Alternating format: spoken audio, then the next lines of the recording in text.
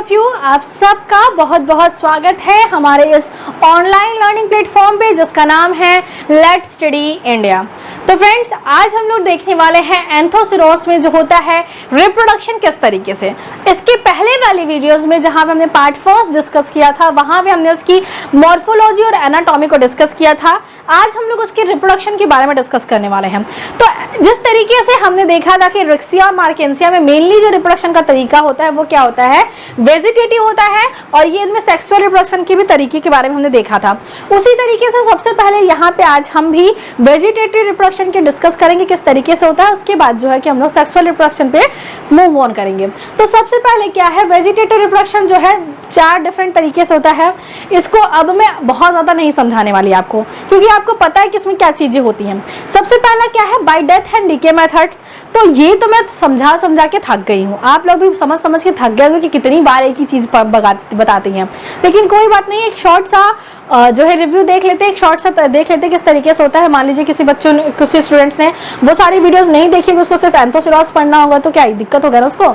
तो यहाँ पे क्या है, डेथ एंड डीके मेथड्स। यहाँ पे क्या है, death and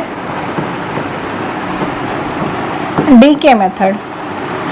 death and decay methods में होता क्या है,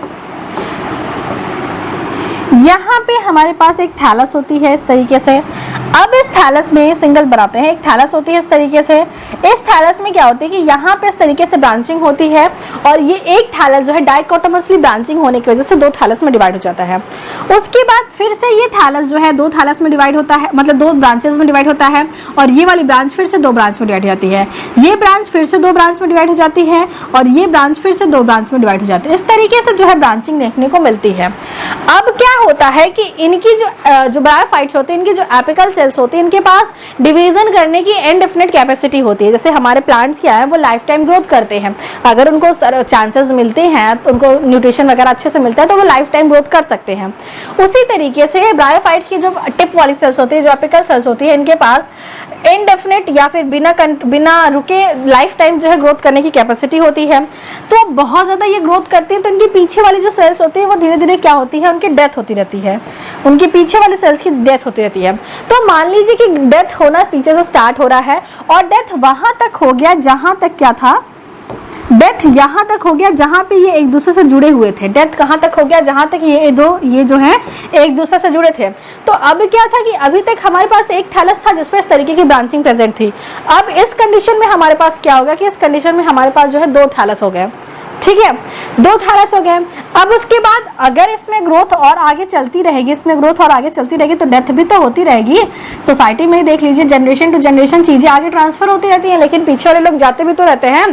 तो उसी तरीके से अब यहाँ पे फिर से अगर मान लीजिए कि यहाँ पे फिर से अगर इस तरीके से डेथ एंड डीके होना स्टार्ट हुआ, अब क्या हुआ कि यहाँ तक डेथ एंड डीके हो गया जहाँ पे ये फिर से जो है कि डाइकोटोमसली फॉर्म में एक दूसरे से जुड़ी थी, जहाँ पे इनका नोड था वहां तक फिर से डेथ हो गया।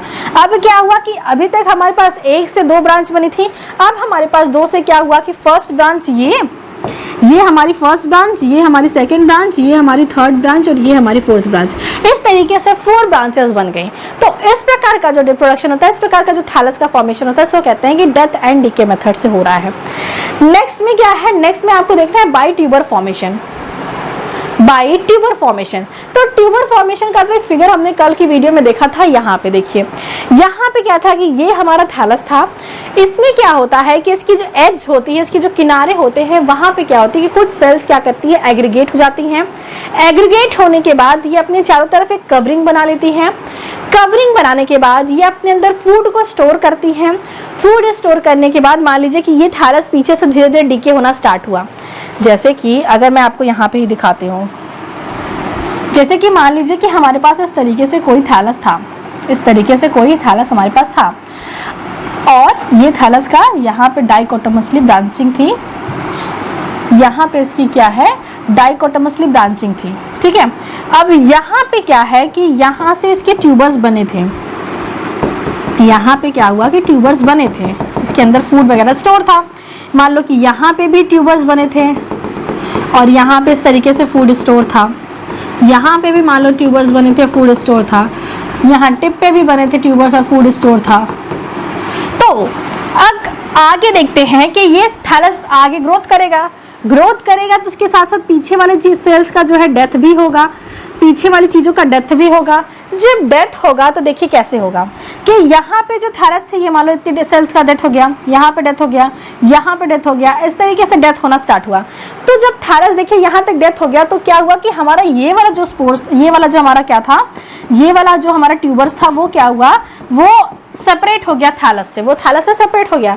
अब ये जो हमारे पास जो हमारा ये ट्यूबर्स है, ये ट्यूबर्स क्या करेगा, ये ट्यूबर्स करेगा जर्मिनेशन। इस तरीके से ट्यूबर्स क्या करेगा, अपनी अंदर वाटर को एब्जॉर्ब करेगा और क्या करेगा, जर्मिनेट करेगा। जर्मिनेट करते ही ये क्या करेगा, इस तरीके से जर्मिनेशन करेगा। जर्मिनेशन के बाद ये क्या करेगा, एक डाइकोटोमसली ब्रांचिंग का, एक डाइकोटोमसली जो है ब्रांच का फॉर्मेशन करेगा और यहाँ से जो है किसकी लाइफ साइकिल फिर से एक नए थैलस की तरह काम करने लगा और इसकी लाइफ साइकिल आगे बढ़ जाएगी। तो इस प्रकार का रिप्रोडक्शन क्या कहलाता है, बाय ट्यूबर्स के थ्रू जो वेजिटेटिव रिप्रोडक्शन होता है। नेक्स्ट में क्या है, बाय परसिस्टेंट एपेक्स। अब इसी में हम लोग परसिस्टेंट एपेक्स को समझ लेते हैं। तो पहले जो एक्सेस चीजें हैं उसको कर देते हैं इरेज, एक्सेस चीजों को कर देते हैं इरेज और परसिस्टेंट एपेक्स को समझ लेते हैं। क्या समझते हैं, परसिस्टेंट एपेक्स को। तो ये हो गया हमारा थैलस और जो है कि यहाँ पे हमको ये भी इरेज कर देना चाहिए।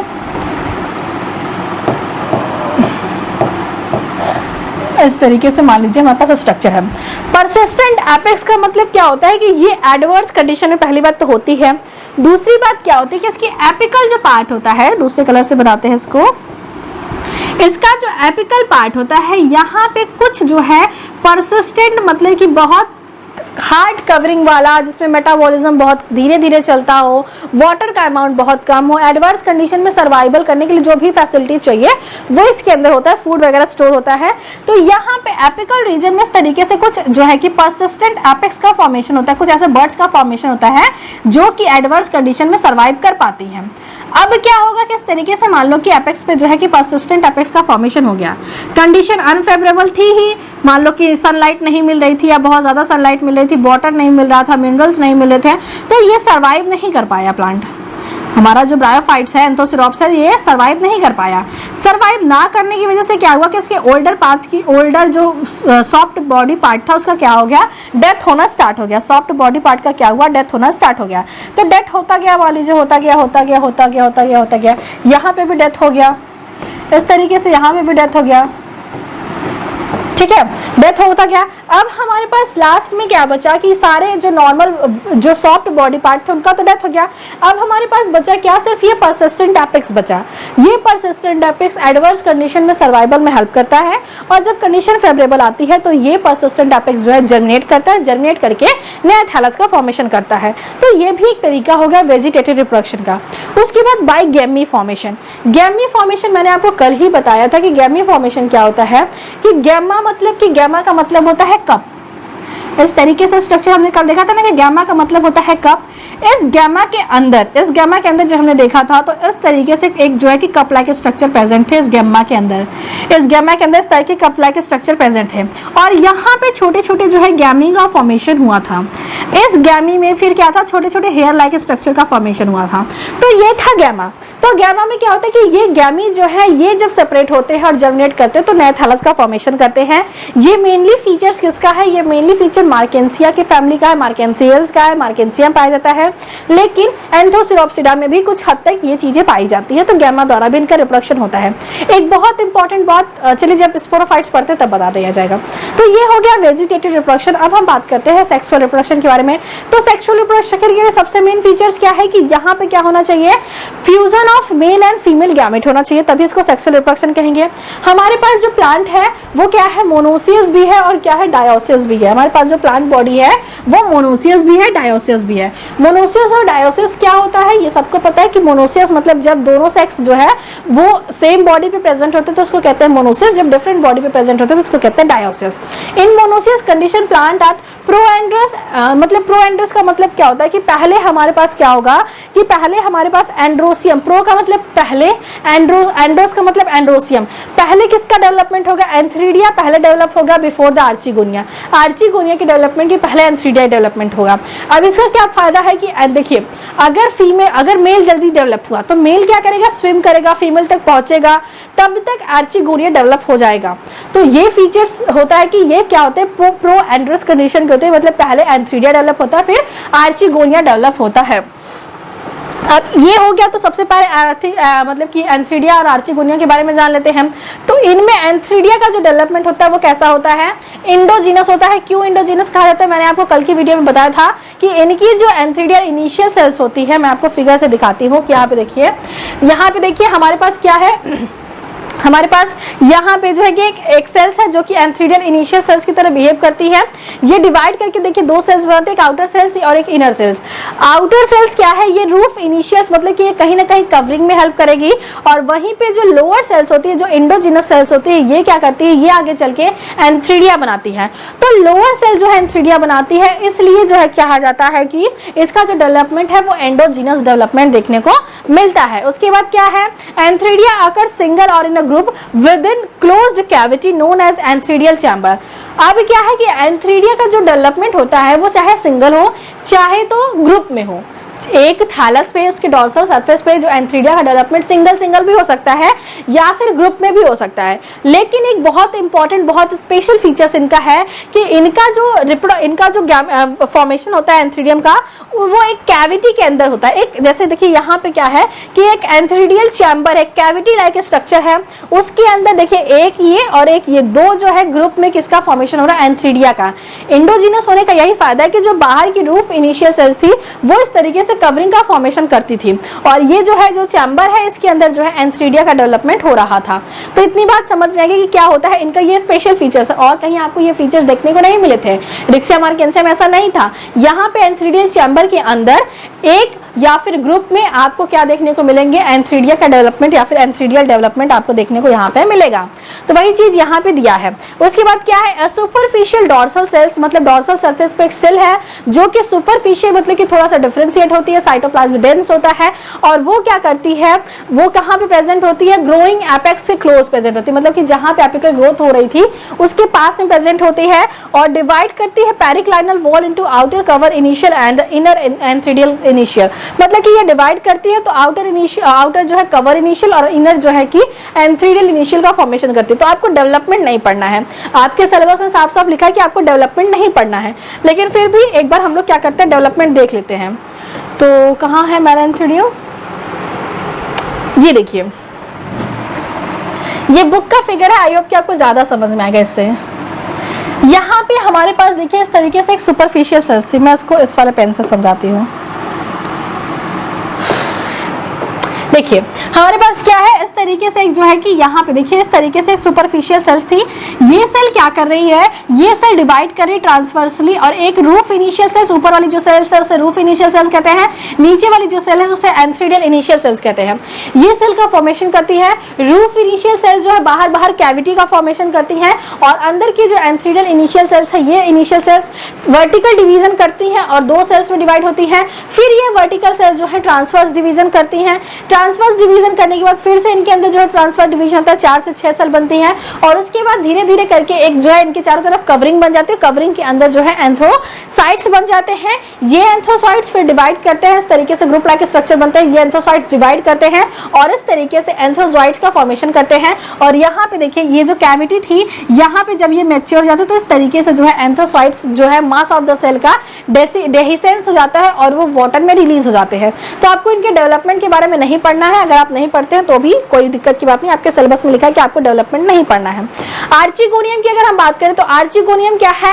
एक्रोपिटल सक्सेशन में इनका डेवलपमेंट होता है। एक्रोपिटल सक्सेशन का मतलब मैंने आपको बताया था कि जो सबसे टिप पे चीजें प्रेजेंट होती है वो सबसे ओल्डर मतलब कि सबसे यंगर होती है, और जो लोअर पे होती है वो सबसे मैच्योर होती है। सबसे पहले डेवलपमेंट जिसका हुआ था वो लोअर रीजन पे होती है। तो इस तरीके से यहाँ पे आर्चिगोनियम का डेवलपमेंट होता है। ये जो है डॉर्सल सरफेस पे प्रेजेंट होती है। सबको पता है कि कोई भी सेक्स ऑर्गन है वो डॉर्सल सरफेस पे ही प्रेजेंट होगा।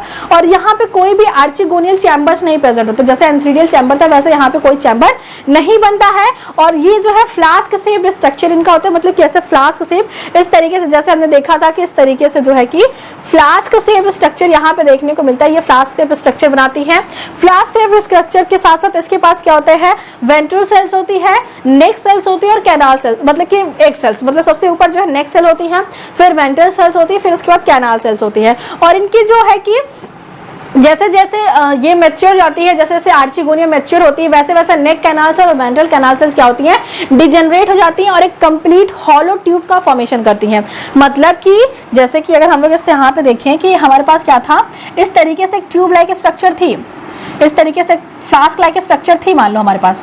अब इसमें क्या था कि इसमें जो है कि इस तरीके से बहुत सारे नेक कैनाल सेल्स, मतलब 5 से 6 नेक कैनाल सेल्स, और इस तरीके से जो है कि हमारे पास इस तरीके से नेक कैनाल सेल, इस तरीके से वेंट्रल कैनाल सेल, इस तरीके से एग सेल प्रेजेंट थी। मान लो कि ये एग सेल है, ये क्या है, वेंट्रल सेल है, ये वेंट्रल सेल्स है, और ये क्या है, नेक कैनाल सेल्स है। ठीक है, अब जो है जैसे जैसे मैच्योरिटी होगी वैसे वैसे क्या होगा हमारे पास कि हमारे पास ये जो सेल्स थी, ये सेल्स क्या करेंगी, ये सेल्स क्या करेंगी, डिजेनरेट हो जाएंगी, ये सेल डिजेनरेट हो जाएंगे और यहाँ पे जो है एक हॉलो कैविटी का फॉर्मेशन हो जाएगा। एक हॉलो कैविटी का फॉर्मेशन होगा तो इससे फायदा क्या होगा कि जब हमारा एंथ्रोजॉइड जब यहाँ पहुंचेगा तो एंथ्रोजॉइड डायरेक्ट जो है कि यहाँ से लेके एग तक आसानी से पहुंच पाएगा और फ्यूजन हो पाएगा, तो इसलिए ये जो है कि एक समय बाद डिजेनरेट हो जाती है। उसके बाद दिया है कि अनलाइक एंथ्रीडियम, एंथ्रीडियम की तरह ही इनके पास जो है कि इनके पास जो है sterile jacket found on the archegonium, इनके पास कोई antheridial chamber like sterile jacket नहीं प्रेजेंट होता है। और ये टिप पे कवर सेल्स द्वारा इनके टिप पे जो है कवर सेल्स प्रेजेंट होते हैं। ये है आर्चिगोनियम का डेवलपमेंट। एक आर्चिगोनियम इनिशियल सेल्स होती है, ये डिवाइड करते हैं इस तरीके से जो है हॉलो स्ट्रक्चर बनाती हैं, और इसके बाद इसके बीच में जो प्राइमरी एक्सियल सेल्स होती है ये आउटर और इनर सेल्स का फॉर्मेशन करती हैं। इसमें फिर जो है neck canal cell, primary canal cells का फॉर्मेशन होता है, और लास्ट में आपको जो है कि एक सेल, वेंट्रल सेल्स और नेक सेल स्ट्रक्चर देखने को मिलता है, और इसके ऊपर जो है आपको कवर सेल लाइक स्ट्रक्चर देखने को मिलते हैं। तो ये आपके मतलब कि वेल डेवलप जो है आर्चिगोनियम का स्ट्रक्चर है। अब बात आती है फर्टिलाइजेशन की। जैसे ही एंथ्रीडियम डेवलप होता है उसका क्या होता है, डेहिसेंस हो जाता है और वो वाटर बॉडी में सारे एंथ्रोसाइट्स रिलीज हो जाते हैं। एंथ्रोसाइट्स फिर जो है कि मेटामॉर्फोसिस करके एंथ्रोजॉइड्स बनाते हैं। तो एंथ्रोजॉइड्स क्या होते हैं, वो वाटर में स्विम करते हैं और जो है कि फीमेल जो है कुछ केमिकल रिलीज करते हैं, जिसकी वजह से वो क्या होते हैं, अपने और जो है मेल को अट्रैक्ट करते हैं। मैच्योर वो कहाँ पहुंचते हैं, मैच्योर आर्चिगोनियम में पहुंचते हैं। They pass through the mucilaginous neck canals, और वहां पे पेनिट्रेट करके उसकी कवर सेल्स को पेनिट्रेट करके ये क्या करते हैं, या फिर कवर सेल्स जो होती है वो भी धीरे धीरे क्या होती है कि डिस्ट्रक्ट होने लगती है, उसके बीच में पोर्स बन जाता है, वहां से ये पहुंचते हैं म्यूसिलेजिनस नेक कैनाल्स को क्रॉस करते हुए। ये वन एंथ्रोजॉइड जो है वो एक एंथ्रोजॉइड कहाँ पे जाता है, एग सेल को फ्यूज करता है। फ्यूज करने के बाद जो जाइगोट बनाता है, और जाइगोट जैसे ही बनता है वैसे ही स्पोरोफाइटिक जनरेशन स्टार्ट हो जाता है। जैसे ही जाइगोट का फॉर्मेशन होता है वैसे ही स्पोरोफाइटिक जनरेशन स्टार्ट हो जाता है। मतलब कि क्या हुआ कि हमारे पास जो है हमारा जो कैविटी थी हमारे पास इस तरीके से, जो हमारे फ्लास्क से जो है कि आर्चिगोनियम थी, वहां पे जो है कि इस तरीके से एंथ्रीडियम पहुंचा, और इसने जो है कि यहाँ पे जो एग सेल्स था और यहाँ पे हमारा जो एंथ्रीडियम आया, दोनों ने फ्यूज किया।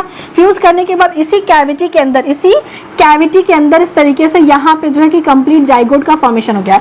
अब ये जाइगोट जो है अपने साइज को बढ़ाएगा, साइज को बढ़ाने के बाद अपने चारों तरफ कुछ म्यूसिलेजिनस सिक्रीशन करेगा, कुछ वॉल्स बनाएगा।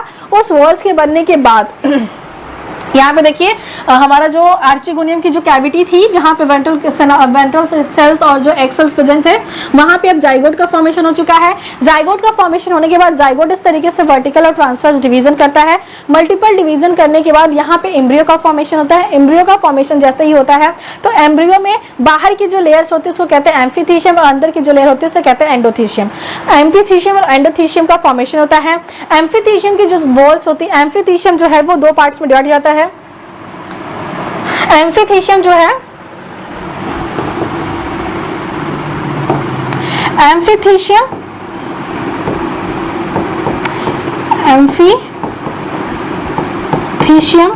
में दो पार्ट बनते हैं, एक आउटर, एक इनर, आउटर और एक इनर। और उसी तरीके से एंडोथीशियम भी बनता है। बाहर की, अंदर की जो लेयर होती है, जो अंदर की सेल्स बनती हैं एम्ब्रियो के अंदर, उसे कहते हैं एंडोथीशियम। एंडोथीशियम में क्या होता है कि ये एंडोथीशियम क्या बनाते हैं, ये एंडोथीशियम बनाती हैं कोलुमेला सेल्स। कोलुमेला सेल्स, अभी समझेंगे कि कोलुमेलास क्या होता है। ये क्या बनाती हैं, कॉलुमेला बनाती हैं। इनर वाली जो सेल्स होती हैं वो क्या बनाती है, स्पोरोफाइट्स, स्पोर मदर सेल्स बनाती हैं। स्पोर मदर सेल्स और किस चीज का फॉर्मेशन करती हैं, स्यूडो इलेटर्स का फॉर्मेशन करती है। किसका, स्यूडो इलेटर्स, स्यूडो इलेटर्स का फॉर्मेशन करती हैं। और सबसे बाहर की जो लेयर्स होती है ये किसका फॉर्मेशन करती हैं, ये फॉर्म करती हैं कैप्सूल वॉल। क्या फॉर्म करते हैं, कैप्सूल वॉल। मतलब कि एम्फीथीशियम में आउटर और इनर, आउटर में क्या है कैप्सूल वॉल, इनर में क्या है स्पोर मदर सेल और स्यूडो इलेटर्स, और एंडोथीशियम में क्या है कॉलुमेला का फॉर्मेशन करती है। ये कैसे होता है कि हमारे पास जाइगोट था, जाइगोट ने बहुत बार डिवीजन किया, बहुत बार डिवीजन करने के बाद इसमें जो है कि 2 लेयर्स में डिफरेंशिएशन हो गया। बाहर की जो लेयर्स थी उसको हम लोग कह देते हैं कि ये एम्फीथीशियम है, अंदर की जो लेयर होती है इसे कहते हैं एंडोथीशियम है। एम्फीथीशियम में भी 2 लेयर बनती है, जो एकदम आउटर वाली होती है इसे कहते हैं आउटर एम्फीथीशियम, और जो अंदर वाली होती है इसे कहते हैं इनर एम्फीथीशियम, और सबसे अंदर वाली होती है इसे कहते हैं कि एंडोथीशियम। तो बाहर वाली जो सेल्स होती है वो बनाती है कैप्सूल वॉल, इनर वाली जो होती है स्पोर मदर सेल्स और स्यूडो इलेटर्स बनाती है, और एंडोथीशियम क्या करती है कॉलुमेला का फॉर्मेशन करती है। ये चीज मैंने आपको पहले भी पढ़ा रखी है, लेकिन मैंने बस आपको रिवीजन के लिए बता दिया। स्पोरोफाइट्स की अब जो है कि यहाँ पे चीजें देखिए, यहाँ पे ऐसे हो गया था, और अब जो है कि यहाँ पे क्या बनेगा, स्पोरोफाइट्स का फॉर्मेशन होगा। स्पोरोफाइट्स का एक बार फिगर देख लेते हैं कि किस तरीके से दिखता है इनका स्पोरोफाइट्स।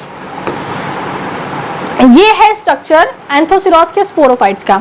इसमें क्या क्या चीजें प्रेजेंट है, यहाँ पे देखिए सेंटर में, यहाँ पे एक मिनट,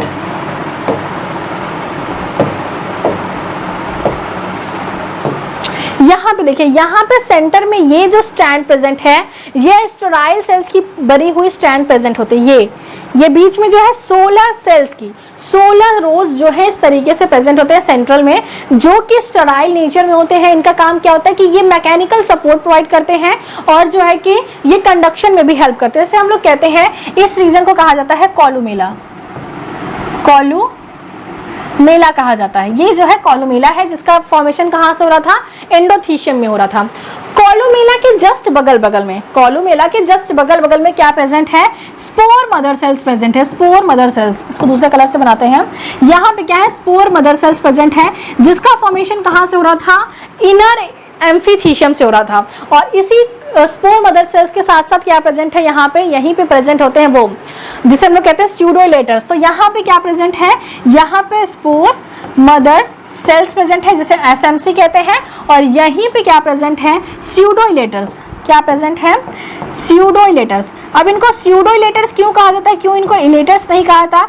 इलेटर्स की एक बहुत इंपॉर्टेंट फीचर्स होता है कि इलेटर्स के पास क्या होती है, स्पाइरल थिकनिंग्स होती है। मतलब कि अगर ये हमारा इलेटर्स है तो इलेटर्स में इस तरीके से जो है कि इस तरीके से जो है थिकनिंग देखने को मिलती है, इस तरीके से जो है थिकनिंग देखने को मिलती है। तो यहाँ पे स्पाइरल थिकनिंग्स एब्सेंट होती है, इसलिए कहते हैं कि ये स्यूडो इलेटर्स है। फंक्शन इलेटर्स की तरह करता है पर इसका स्ट्रक्चर इलेटर्स की तरह नहीं होता, इसलिए इसको कहते हैं कि ये स्यूडो इलेटर्स है। तो कॉलुमेला हो गया, कॉलुमेला के बाहर जो स्पोर मदर सेल्स और जो है कि स्यूडो इलेटर्स हो गया। सबसे बाहर जो हमारी आउटर क्या थी, जो हमारे पास प्रेजेंट थी आउटर एम्फीथीशियम, उससे किस चीज का फॉर्मेशन होता है, उससे फॉर्मेशन होता है कैप्सूल वॉल का। उससे किस चीज का फॉर्मेशन होता है, कैप्सूल वॉल का। तो ये जो कैप्सूल वॉल है, ये कैप्सूल वॉल किस चीज का, ये कैप्सूल वॉल जो है वॉल का फोटोसिंथेसिस करते हैं। ये 6 से 7 लेयर्स की कैप्सूल वॉल होती है, और तो ये पूरा हो गया कैप्सूल का स्ट्रक्चर। मतलब कि इनका जो स्पोरोफाइट्स होता है, जस्ट 1 मिनट मैं आपको समझा देती हूँ अच्छे से। इनका जो स्पोरोफाइट्स होता है, जो एंथोसिरोस है, एंथोसिरोस में क्या हम पढ़ रहे हैं, स्पोरोफाइट्स के बारे में पढ़ रहे हैं। किसके बारे में, स्पोरोफाइट्स के बारे में पढ़ रहे हैं। तो इनका जो स्पोरोफाइट्स होते हैं, इसमें जो है कि मेनली 3 रीजन होते हैं। सबसे पहला रीजन होता है फूट। दूसरा रीजन क्या होता है, दूसरा रीजन होता है इंटरमीडिएट जोन, इसे ही इंटर कैलोरी जोन भी कहते हैं। क्या कहते हैं, इंटर कैलोरी जोन। क्या कहते हैं, इंटर कैलोरी जोन। और सबसे लास्ट में हमारे पास क्या होता है, कैप्सूल। सबसे लास्ट में हमारे पास क्या होता है, कैप्सूल। तो कैप्सूल के बारे में तो हमने देख लिया कि इनके सबसे बाहर की जो लेयर होती है कैप्सूल वॉल कहलाती है, उसके बाद स्पोर, मदर सेल और स्यूडोलेटर्स होते हैं और सबसे अंदर कोलुमेला होता है।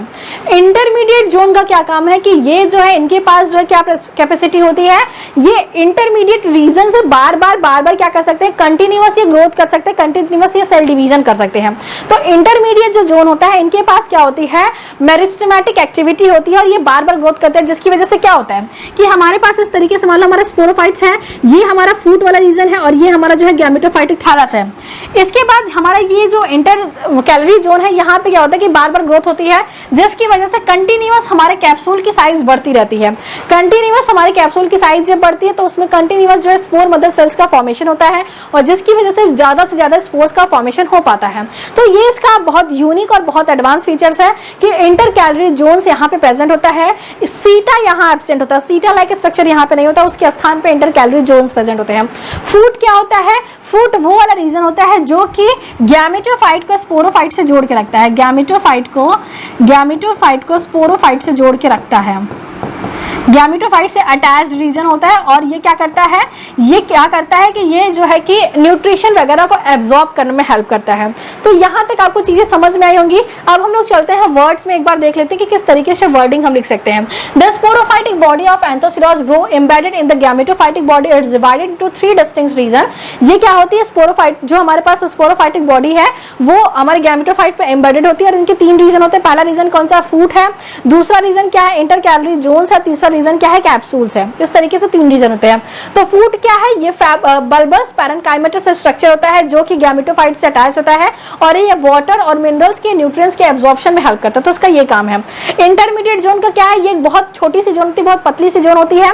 इसके अंदर मेरिस्टेमेटिक सेल्स होते हैं। ये मेरिस्टेमेटिक सेल्स कहाँ प्रेजेंट होते हैं, फूट और कैप्सूल के बीच में प्रेजेंट होता है और ये कंटिन्यूअस ग्रोथ करते हैं। और फूट का ग्रोथ होगा तो कैप्सूल की ग्रोथ होगी, कैप्सूल का ग्रोथ होगा तो ज्यादा स्पोर्स का फॉर्मेशन होगा। उसके बाद कैप्सूल क्या है, ये स्टेराइल नेचर्स में होते हैं और इनमें जो है कि मेजरली पार्ट, ये जो है कि मेजर पार्ट मतलब सबसे बड़ा हिस्सा बनाते हैं स्पोरोफाइट्स का। और दूसरी बात क्या है, ये ग्रीन कलर के होते हैं, इनके अंदर फोटोसिंथेसिस करने की कैपेसिटी होती है। ये लॉन्ग और सिलेंड्रिकल होते हैं और ये जो है मैच्योरिटी जब होती है तो ये ब्राउन और ग्रे कलर के होते हैं। पहले ये ग्रीन कलर के होते हैं लेकिन जैसे जैसे मैच्योर होते हैं वैसे वैसे ब्राउन और ग्रे कलर के होते हैं। और कैप्सूल के जो है कि 2 हिस्से होते हैं, ये कैप्सूल के भी जो है 2 हिस्से होते हैं। पहला हिस्सा कौन सा है, कोलुमेला है। इनका जो पहला हिस्सा है वो कोलुमेला है। कोलुमेला क्या होता है, सॉलिड जो है कि सिलिंड्रिकल स्टेराइल नेचर में होते हैं। इसके 16 जो है रोज प्रेजेंट होते हैं और ये मैकेनिकल सपोर्ट्स में और चीजों के कंडक्शन में हेल्प करते हैं। इतनी चीजें आपको यहाँ पे देखनी है। दूसरा रीजन क्या है, ये स्पोरोजेनिक टिश्यू। स्पोरोजेनस टिश्यू क्या करते हैं, ये स्पोर मदर सेल्स और स्यूडोलेटर्स का फॉर्मेशन करते हैं। स्पोर मदर सेल्स क्या होते हैं, फर्टाइल होती है नेचर में और जो स्यूडोलेटर्स होते हैं वो स्टेराइल होते हैं। स्यूडोलेटर्स क्या करते हैं, स्पोर के डेहिसेंस में उसको दूर दूर तक फैलाने में हेल्प करते हैं। तो ये चीजें यहाँ पे होती हैं। और स्पोरोजेनस टिश्यू में जो स्पोर मदर सेल्स है वो मियोसिस करती है, मियोसिस करने के बाद ये हैप्लॉइड स्पोर्स का फॉर्मेशन करती हैं। उसके बाद कैप्सूल वॉल के बारे में यहाँ पे दिया कि कैप्सूल वॉल जो है 4 से 6 लेयर्स की थिकनिंग होती है और ये सबसे बाहर प्रेजेंट होता है। और इसके अंदर क्या होता है, स्टोमाटा प्रेजेंट होते हैं। और ये स्टोमाटा में क्या होता है कि इनकी जो पोर्स होते हैं वो कंट्रोल वे में ये खोल सकते हैं, बंद कर सकते हैं। और ये इनके पास जो होता है फोटोसिंथेटिक लैमिना प्रेजेंट होता है जिसके वजह से ये फोटोसिंथेसिस कर पाते हैं। स्पोर्स के स्ट्रक्चर के बारे में पढ़ते हैं। स्पोर्स क्या होते हैं, हैप्लॉइड होते हैं, यूनिन्यूक्लिएट होते हैं, सेमी सर्कुलर होते हैं। हैप्लॉइड होते हैं मतलब कि इनका जो गैमेट ये एन होते हैं। उसके बाद इनका जो सेल होता है वो यूनिसेलुलर होता है और ये सेमी सर्कुलर स्ट्रक्चर्स के होते हैं। दूसरी बात क्या है कि इनके पास 2 वॉल्स होती है। आउटर वॉल्स को हम लोग कहते हैं कि आउटर वॉल जो होती है थिक होती है जिसे हम लोग एक्सोस्पोर्स कहते हैं। और इनर वॉल जो होती है वो क्या होती है, इनर वॉल जो होती है थिन होती है जिसे हम लोग क्या एंडोस्पोर्स कहते हैं। एक्सोस्पोर्स और एंडोस्पोर्स, जब जो जर्मिनेशन होना स्टार्ट होता है तो एक्सोस्पोर ब्रस्ट हो जाता है। जब जर्मिनेशन स्टार्ट होता है तो एक्सोस्पोर्स ब्रस्ट हो जाते हैं और वहां से एंडोस्पोर्स बाहर निकलते हैं और वो जर्मिनेट करके नए थैलस का फॉर्मेशन करते हैं। यहाँ पे फिगर में देखिए कि ये हमारे पास स्पोर्स है, ये इसकी जो थिक कवरिंग है वो ब्रस्ट हुई और यहाँ से हमारा एंडोस्पोर्स का फॉर्मेशन हुआ। एंडोस्पोर्स जैसे ही बाहर निकला ये डिवाइड किया, डिवाइड करने के बाद जो है कि इस तरीके से थैलस का फॉर्मेशन यहाँ पे होता है। अब जो है लास्ट में हमको देखना है कि अल्टरनेशन ऑफ जनरेशन किस तरीके से होता है। तो एंथोसिरोड्स का जो थैलस है उसमें वेजिटेटिव रिप्रोडक्शन तो हमने देख लिया, ट्यूबर से, डेथ एंड डीके मेथड से, पर्सिस्टेंट एपेक्स गैमा की वजह से होता है। एंथोसिरोड्स में हमारा जो सेक्सुअल रिप्रोडक्शन है, पहले हमारे पास ये क्या है, ये हैप्लॉइड है। हैप्लॉइड अगर है ये ये क्या है, हैप्लॉइड है। हैप्लॉइड है तो इनके पास इसके ऊपर क्या बनेगा, मेल एंथ्रीडियम में मतलब मेल में एंथ्रीडियम और फीमेल में आर्चिगोनिया बनेगा। एंथ्रीडियम में जो गैमेट बनेगा उसे एंथ्रोजॉइड्स कहते हैं और फीमेल में जो बनेगा उसे एग कहते हैं। एंथ्रोजॉइड्स और एग फ्यूज करेंगे, फर्टिलाइजेशन के थ्रू किसका फॉर्मेशन करेंगे, जाइगोट का। जैसे ही फर्टिलाइजेशन होगा वैसे ही गैमेटोफाइटिक स्टेज स्पोरोफाइटिक स्टेज में कन्वर्ट हो जाएगी और ये जाइगोट में डिवीजन होगा। डिवीजन होने के बाद जो है कि डिप्लॉइड स्पोरोफाइट्स बनेंगे। डिप्लॉइड स्पोरोफाइट्स में जो स्पोर मदर सेल्स होंगे वो क्या करेंगे, वो मियोसिस करेंगे। मियोसिस जैसे ही होगा वैसे स्पोरोफाइटिक जनरेशन गैमेटोफाइटिक में चेंज हो जाएगी और जो है मियोसिस में स्पोर टेट्राड्स बनेंगे। स्पोर मतलब कि मियोसिस में 4 सेल्स बनती हैं, चारों सेल्स एक दूसरे से अटैच रहेंगे जिसे हम लोग स्पोर टेट्राड्स कहेंगे। स्पोर टेट्राड्स फिर जर्मिनेट करके स्पोर जर्मिनेशन के थ्रू जो है कि गैमेटोफाइटिक बॉडी का फॉर्मेशन करते हैं। तो ये था कंप्लीटली एंथोसिरोड्स के बारे में। आई होप कि आपको समझ में आएगा। मिलते हैं नेक्स्ट वीडियो में जहां पर हम लोग स्फेग्नम डिस्कस करेंगे। स्फेग्नम की पहले हम लोग मॉर्फोलॉजी एनाटॉमी डिस्कस करेंगे, उसके बाद इसके रिप्रोडक्शन के बारे में भी डिस्कस करेंगे। So thanks for watching this video. मिलते हैं नेक्स्ट वीडियो में।